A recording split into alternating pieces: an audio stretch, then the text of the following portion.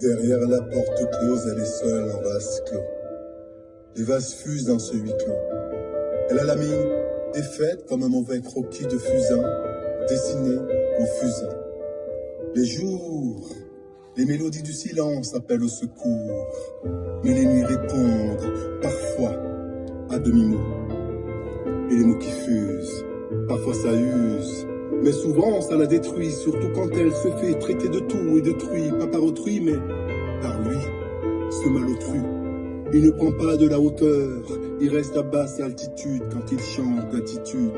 C'est une certitude, mais il s'obstine à faire croire que ce n'est pas une habitude. Il devient fou quand il monte dans les tours, il se prend pour le roi quand il la mate. Et il veut faire cavalier seul et la prend pour un pion. Elle ne pense pas à s'enfuir, elle enfouit sa peine au plus profond d'elle-même. Lorsqu'elle repense qu'à autrefois, elle était sa reine. Pour elle, ce n'est pas un jeu, mais un échec. Que lorsque devant ses gosses, il la traite de grosse, se dit que sa place est dans une fosse, et qu'elle est fausse parce que ce n'est pas pour lui, mais pour les autres, qu'elle met du gloss. Et nous, le cœur serré, avec la rancœur, en repas, en cœur. Maman, où es-tu?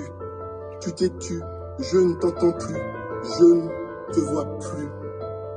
Elle a le corps et le visage cabossé, mais avant de penser ses bosses, elle pense à ses gosses quand lui pense être le boss. Le sang et les sanglots, sanglés sur son visage, nous secouent comme la charge du plus fort des sangliers. Elle veut prendre ses jambes à son cou pour appeler au secours, alors que les coups résonnent, mais pas comme le chant d'un petit coucou. Et nous, le cœur serré, avec la rancœur, en reprend en cœur. Maman, où es-tu? Tu t'es tu, je ne t'entends plus, je ne te vois plus. Les vagues de larmes déferlent sur son visage et emprisonnent nos âmes dans le vacarme de ses états d'âme. Lorsque dans cette petite pièce, où elle est en pièces, sans acquiescer, elle encaisse les mépris, sans même lui rendre la monnaie de sa pièce. Elle lui somme d'arrêter, mais il conne comme un bélier, et pourtant, il ne portait pas les cornes. Elle n'a pas su crier, même pas comme le petit suffit.